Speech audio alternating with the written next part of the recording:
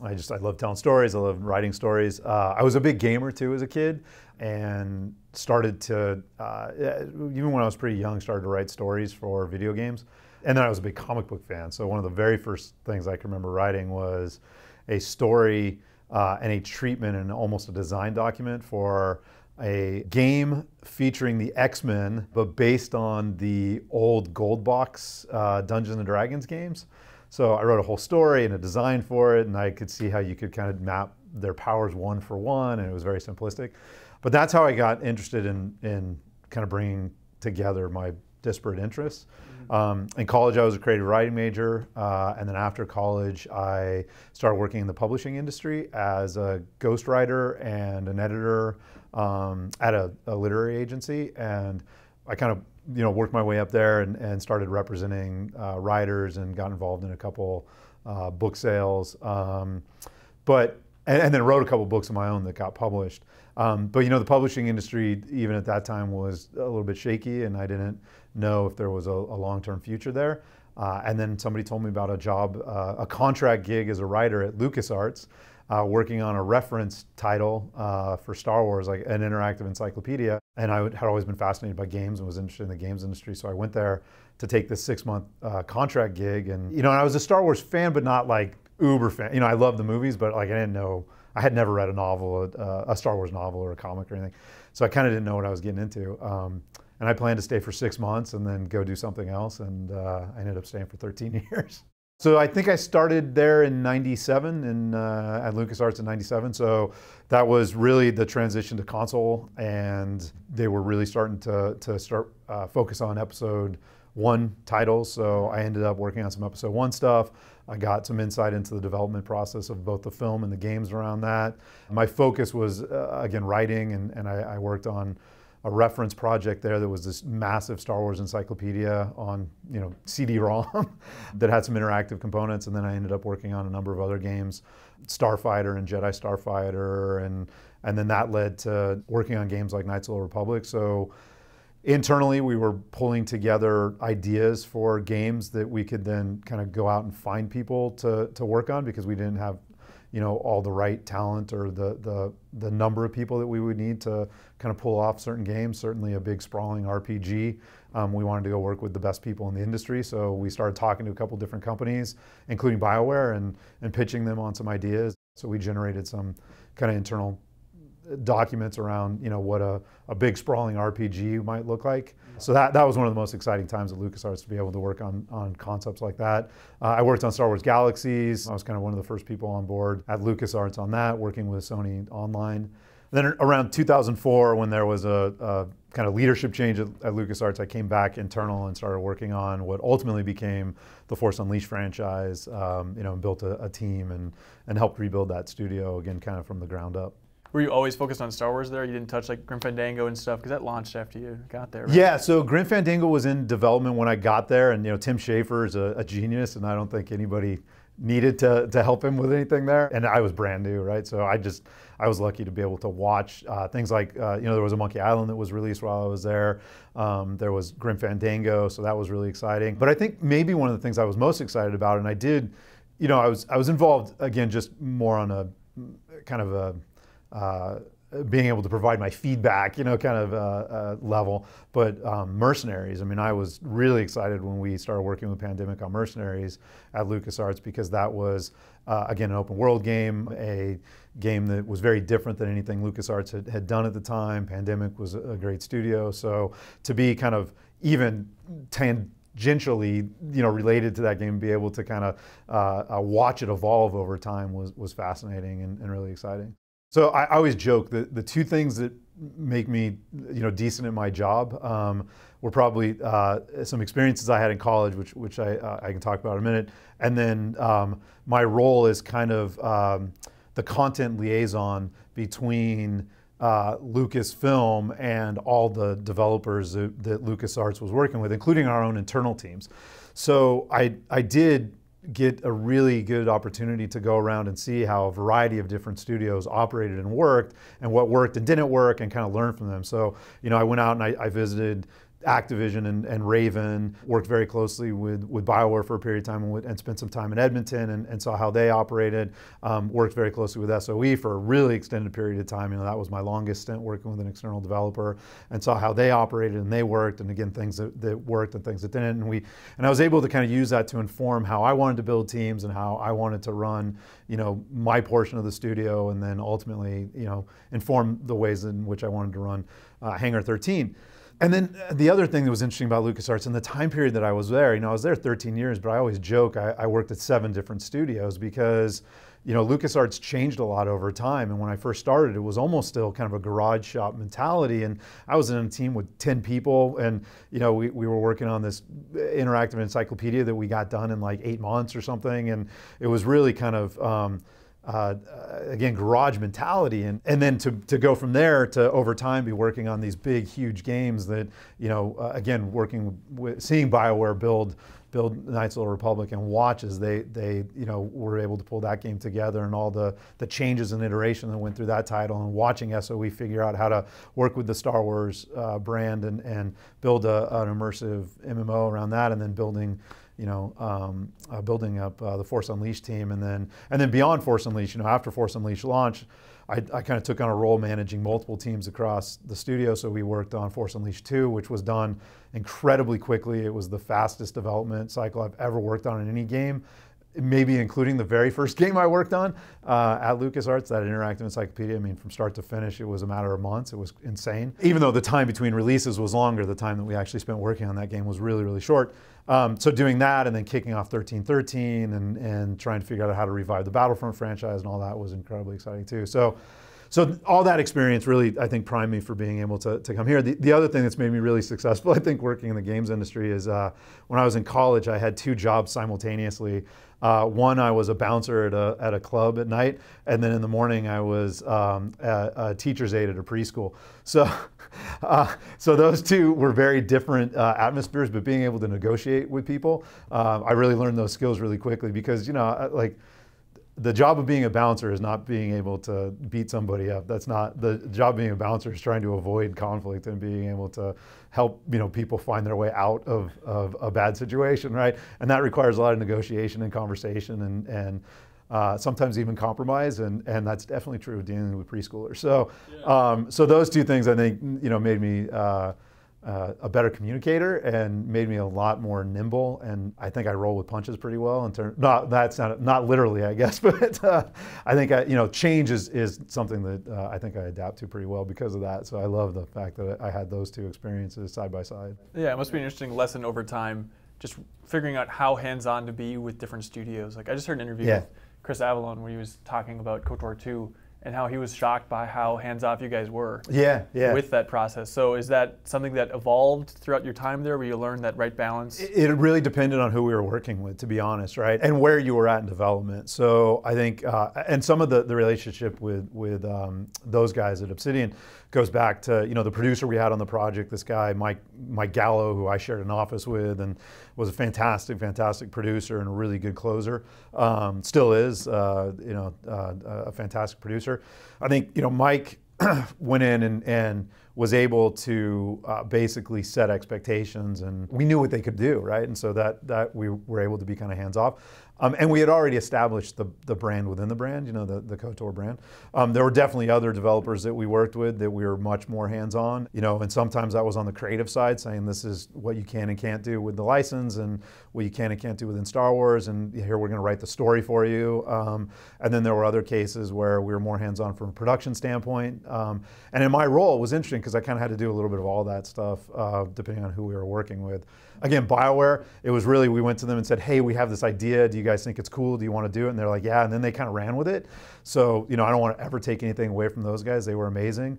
They wrote and designed and produced a beautiful, lasting game. And so for us, it was really, it was kind of helping them get out of the gate with the idea and with the license, and then getting out of their way in a lot of respects. With Raven, again, we knew what they could do, and it was a match made in heaven. We could go to them and say, hey, we want you to build this specific game. You guys have done this before and done this type of game before, so let's kind of, marry what you do well, what we do well. And then there were other developers, maybe because of proximity. Factor 5 we worked really closely with, but that was, they were across the street from us, right? So we were able to go over there frequently and say, hey, we're going to rewrite the text crawl today, and so that was one of the things I did one day, is went there and helped them rewrite the text crawl and make sure that it would fit in the right borders and stuff like that, right? So yeah, and that's, that was a little more hands-on, but again, that was partly because of proximity, Force Unleashed 2 aside, Force Unleashed 1, do you look back on that as a positive experience, or really glad that you got that under your belt? Oh yeah, absolutely. I mean, there's always regrets and things you wish you could have done differently, and I wish that, there was a lot of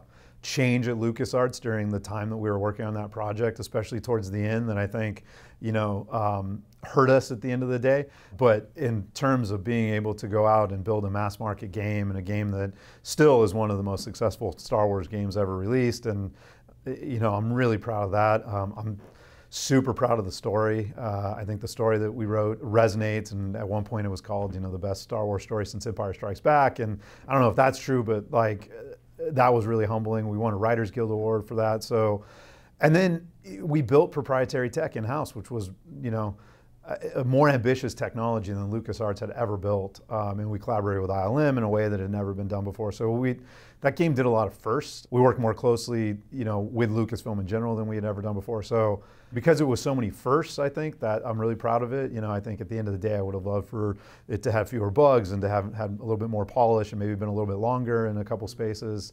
I wish we had had more time with the enemy design, which was something we addressed for Force Unleashed 2, but the enemies weren't as varied as we would have liked, and didn't present as much challenge. So there was a lot of learnings from it, but I wouldn't trade that experience for anything.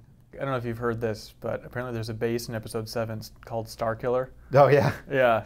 Well, I don't know if it was drawn from us or not, because to be honest, we stole that name from an original draft of Star Wars. So who knows? J.J. Abrams probably stole it from an original draft of Star Wars too. Although it'd be nice if he had borrowed it from the game. I'm excited too, because they're fans of that game that I still hear from. I hear from all the time. Like that surprised me. I got a gig writing for Marvel Comics because one of the guys there, thought that Force Unleashed was cool, and liked the story for Force Unleashed. So and I also think that you learn more from when you fail or where you fail than where you succeed sometimes, right? So again, I look overall at Force Unleashed as a success, but there's certainly failings, right? There's certainly things that were problematic about that game and the way that we built it and the final result that I've learned from, right? So I'll never again, do a game that doesn't, map out enemy archetypes early on and say exactly, how are these going to provide a challenge to the player? Because that was one of the things that I thought we could have done a lot better on that game.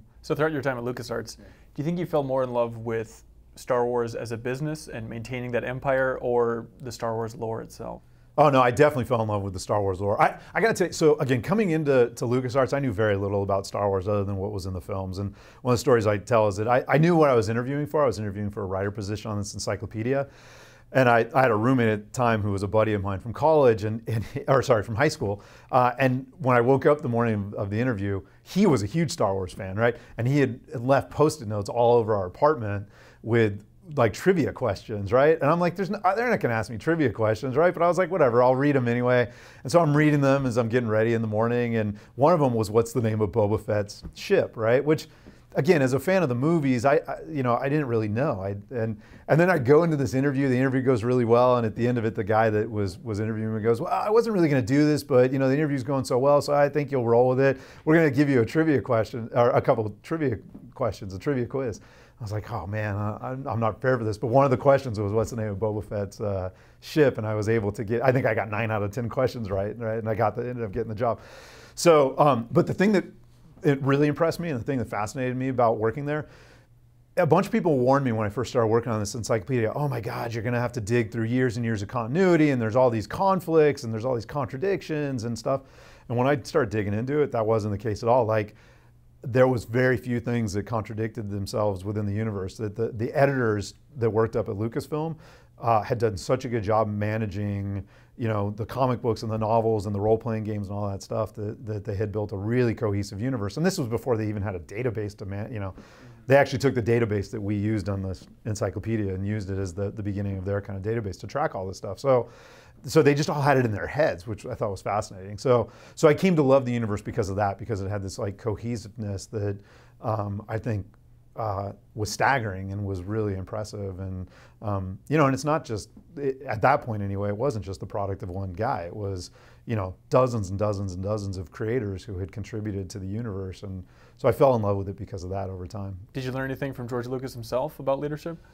Yeah, I mean, George. It was always fun to be in meetings with George. You never kind of knew where the conversation was going to take you, which I thought was really interesting. So it kept me on my toes. One of the things that he told me that I really took to heart at one point was, you never want to take anything too seriously in terms of a franchise, right? So he talked about Star Wars in terms of being a perfect mix of action and drama and comedy, and how important comedy was. And he would talk about other franchises that were successful over the long haul and how important comedy was to those franchises, and something like Harry Potter or whatever, and how it's important. So I've always kept that in mind, that you do want you want to like characters, and one way to like characters is to have those characters be at least somebody you want to go have a beer with or be funny. And we're definitely trying to infuse a little bit of that into this game. We got Lincoln, our main character, has relationships with some of the characters that are again, they're not slapstick and they're not goofy, but they're cracking jokes with each other, and there is a sense of levity, even though the game is dealing with some really mature and in some cases dark themes. You must be a little bit jealous of the Lucas team now and kind of the push with new energy for Episode 7 and them actually creating all that new content, maybe outside of the whims of George Lucas. Yeah, I don't know if I'm jealous. I feel like we went through that. I mean, the Force Unleashed was like that. I mean, I felt like Force Unleashed was being treated like a film. That was really cool and interesting. And to be honest, like, again, my first love is for storytelling and for interactive storytelling, right? So, even though I do a lot of other writing and do some other stuff, I've written comics and whatnot, I love the interactive narrative. And so I'm just excited to be here. So like, I'm excited about the new films. I can't wait to see Episode 7. I think it's going to be fantastic. I love Star Wars. I've loved the fact they introduced it to my kids, but I haven't had a moment where I've thought, God, I wish I was working on that because I'm here working on this, right? So maybe if I was doing something else, if I was working on another franchise, or I was working on a game that I didn't love, it would feel different. But I think it's an exciting time for them for sure, no doubt about it. So with all your years at LucasArts, are there some big lessons in game development that you've learned? I feel like LucasArts during that era was kind of famous for starting projects and then something would go wrong. Yeah, I mean, I was fortunate because almost everything I worked on came to fruition.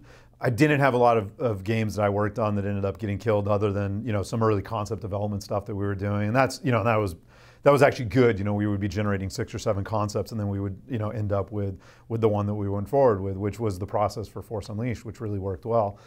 I tried to take something away from every leader that was there. So we had leaders that were really focused on the consumer and what is the core fantasy that we're selling, and how do we make sure that that's core, or that's clearly communicated, right?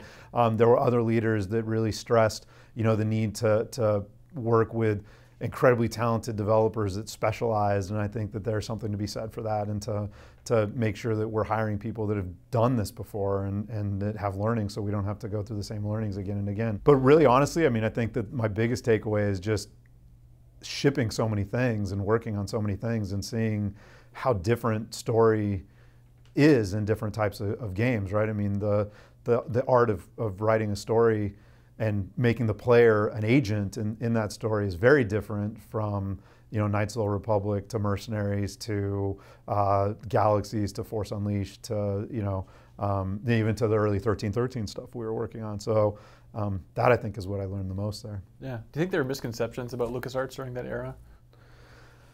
Yeah. Oh, yeah. Absolutely. I mean, I think nobody gets it right. I mean, even me, right? When you look back, I was reading a book recently. I was Chainsaw Confidential, which is a book about the making of Texas Chainsaw by the guy that played Leatherface, Gunnar Hansen, and he says in the beginning that memory is actually the last time, what you're remembering when you remember something is actually the last time you remembered it, right? So you're constantly remembering a memory of a memory of a memory of a memory, right? So over time, your memory of things change, right? So even for me, I'm sure that when I look back, I'm either looking at certain things through rose-colored glasses, or some things were worse or better than I remember them.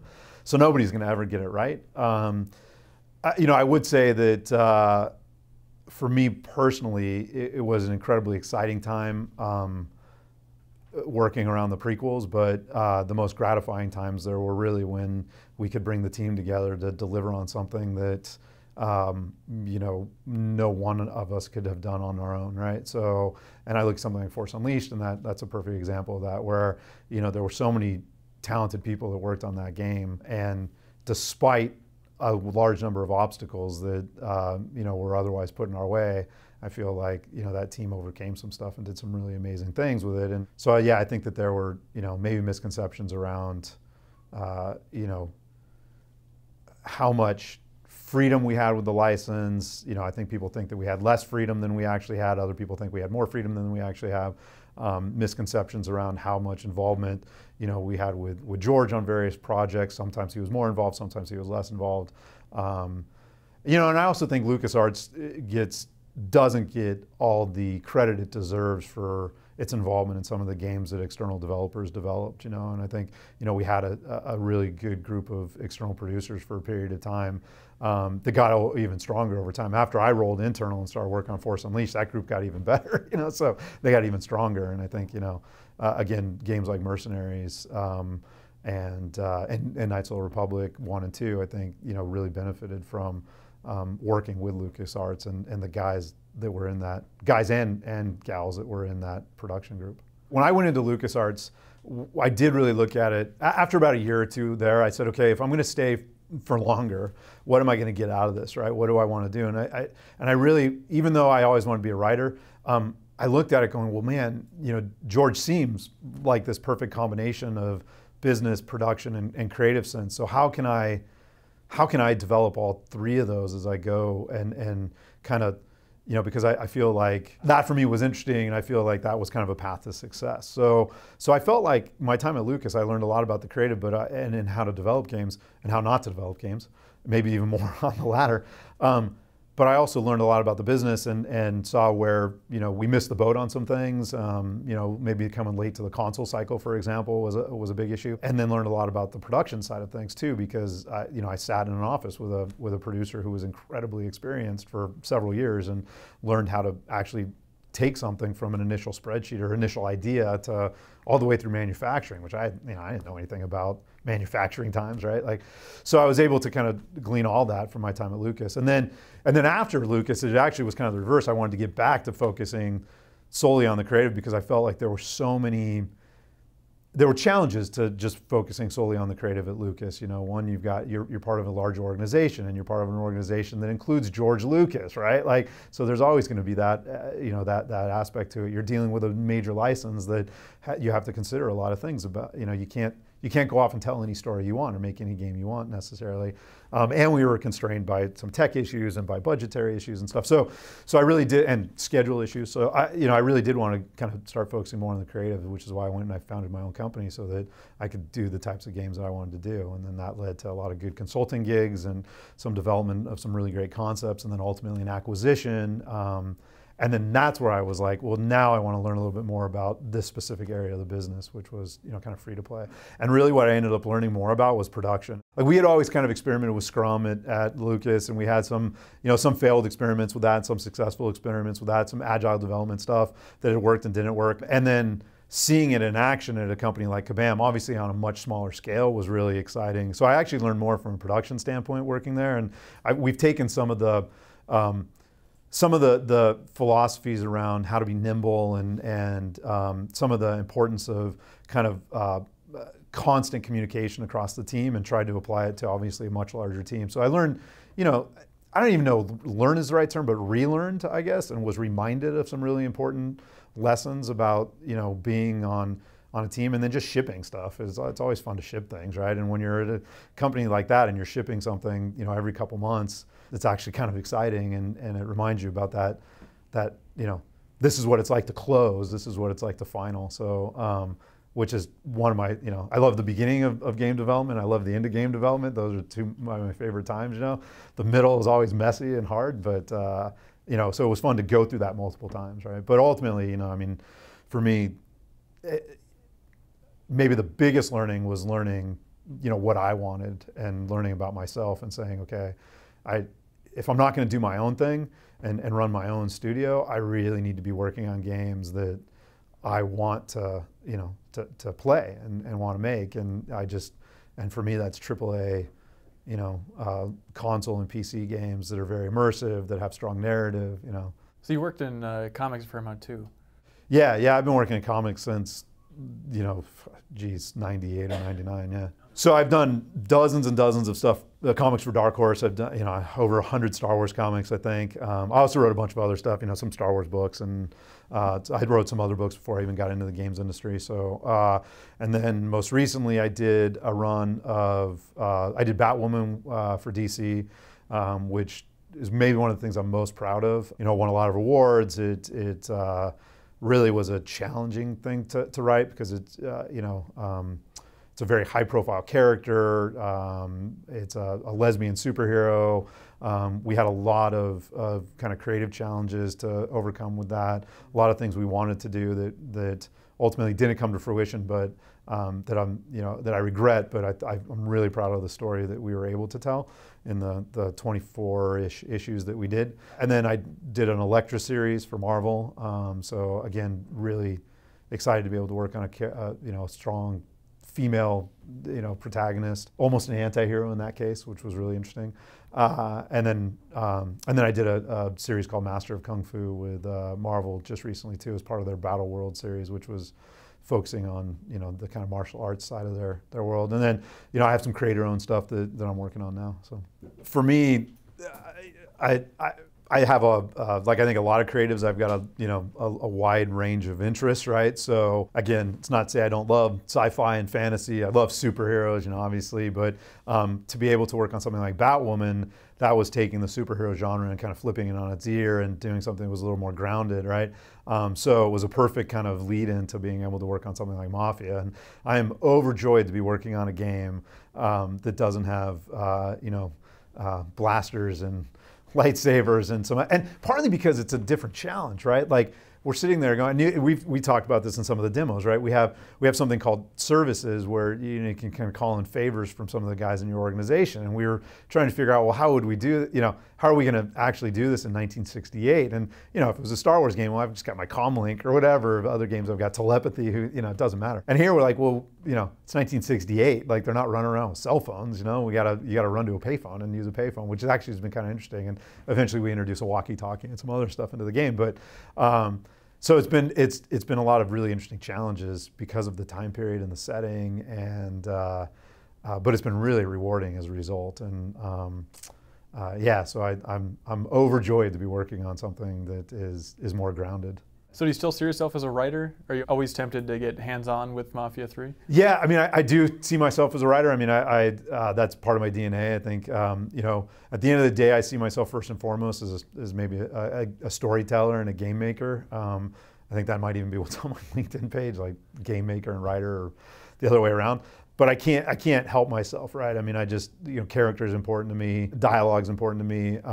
Luckily, we have a really talented writing team and a really strong lead writer in Bill Harms. So Bill and I will sit down and kind of agree what direction we want to head with certain things, and then he'll send me scripts to kind of review. And initially I was tempted to go in there and try and rewrite stuff, and I had to really break myself of that, because what my job is providing overall creative direction. So instead I'll just give him some notes saying, hey, I think we need to stress this or de-emphasize this a little bit, and then as we've worked together more and more, those notes become less and less because we're on the same page. And then I go to a lot of the shoots so that I can be on set and see how stuff sounds when it's coming out of the actors' mouths, and Bill and I will rewrite stuff on the fly and collaborate there. But it's been really good. I mean, I think it's really hard for writers to collaborate sometimes because, you hear things differently in your head, and everybody's very protective, and writers are insecure. I mean, myself included. And sometimes you react to that by becoming defensive. So so I'm really fortunate that Bill and I have a really good collaborative relationship, and that we can, you know, and he'll push back. Like there'll be ideas I'll come up with. It'll be like, that's terrible. We're not going to do that. And I'm like, all right, you know, and he'll fight and he'll explain why, you know, and I'll be like, yeah, okay, you're right. So, yeah. So you see yourself setting games for the rest of your life then? Yeah, I mean, I would always love to write on the side, and because I think that flexes different muscles. And going back to communication, it's very different when you're communicating one-on-one with an artist, when you're writing like a comic or whatever. And there's just certain ideas that I have that I don't think will ever, you know, they don't work in games the same way they would work as a screenplay or a comic book or whatever. So hopefully I'll always continue to be able to flex that muscle on the side. But when push comes to shove, like for me, what's exciting is being able to write or work on a game that, again, you're creating this narrative that you know there's another agent involved, and that's your player, you know, and that they're a co-author in the experience. And then there's just something about being able to walk the floor and see what people are working on that I can't get at home, right? I can't walk out of my home office and wander around and see what the animators are working on, or see what new level art is coming in, or see the concept art of, you know, a big mission space that we're building. And that's just super exciting. But creatively, you're pretty content here, feeling good? Oh yeah, I'm more than content. I mean, I'm just like, you know, every day I come to work, it's like a kid in a candy store, right? So I get to come in and play my game, which is amazing, right? And to be able to do that and be able to say I can do that, and then be able to walk the floor and have the conversations that we have, which again, I probably can't go into too much detail without getting censored, but like sometimes they're just like, I look around the room, I go, are we really talking about this? Like, you know, yeah, it's just, I mean, it's kind of a dream job, so yeah.